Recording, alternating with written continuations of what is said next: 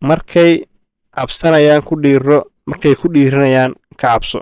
asalaamu calaykum waraxmatullahi wabarakaatu. saaxiibayaal kusoo dhawaada kobciye crypto forum. waxaan isla fiiri doonaa barnaamijkeenii market update-ka. haddaan ka bilowno, lacagta guud ee suuqa ku jirta waa 3.12 trilyan 24 saac soo dhaafay. suuqa waxaa soo gashay 333 bilyan ayaa soo gashay, waana saro kac aad iyo aad u weyn markii loo fiiriyo lacagii hore soo geli jiray. halkaas fariin baa inooga muuqata, laakiin qaybta gadaale ayaan ku fiiri doonaa. haddaan fiirino dhinaca qiimayaasha, BTC 95,280, Ethereum 2,500, XRP $2.38, Solana 198.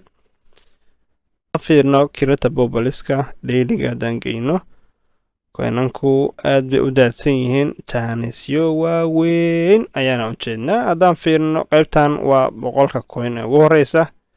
haddaan fiirno sidoo kale 200 ee ugu horeysa, iyagana waxaan arki karnaa 200 ee ugu horeysa iyagana aad u daadsan yihiin. suuqu jaanis weyn ayuu bixinayaa, ha laga faa'iideysto yaa laga cabsan.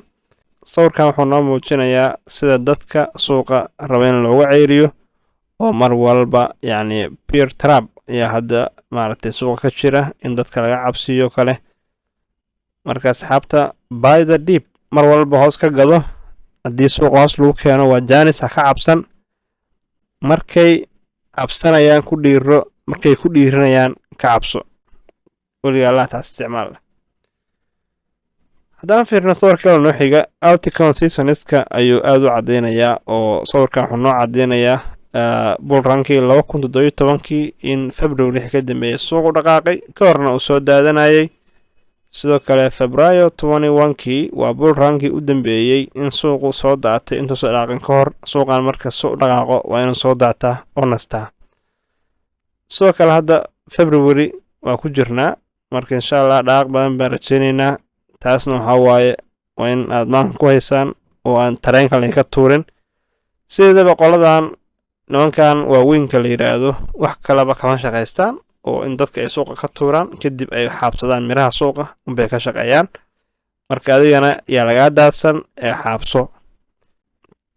saddexdan sawir waxaa la isbarbardhig lagu sameeyey, yacni covid crash oo xilligii covid-19ka sida suuqa u daadanayay, iyo FTX collapse, exchangegii FTX ee burburay, iyo Trump crash oo Trumpna waxaa leeyahay suuqda daadiyey ayay taagan yihiin.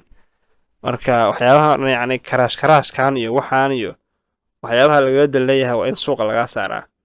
marka asxaabta suuqa lagu dhiirado aad u mahadsantihiin. waxaan ka cudurdaaranayaa daqiiqadaha barnaamijka oo kooban sababo la xiriira waqtiga ugu yar. marka insha Allah intaan jimcaha ka ahayn waas arki doonaa haddii culays kale uusan imaanin. marka insha Allah asxaabta, haddii aad u codeysaan in barnaamijka dailiga laga daayo oo isbuucii 2 mar ama 3 mar oo kale, ayadana waa okay, oo daqiiqadaha waa dheeray karnaa ilaa iyo 20 daqiiqo 30 daqiiqo waa gaarsiin karnaa. soo codeeya qaabka baasha ugu qurux badan tahay.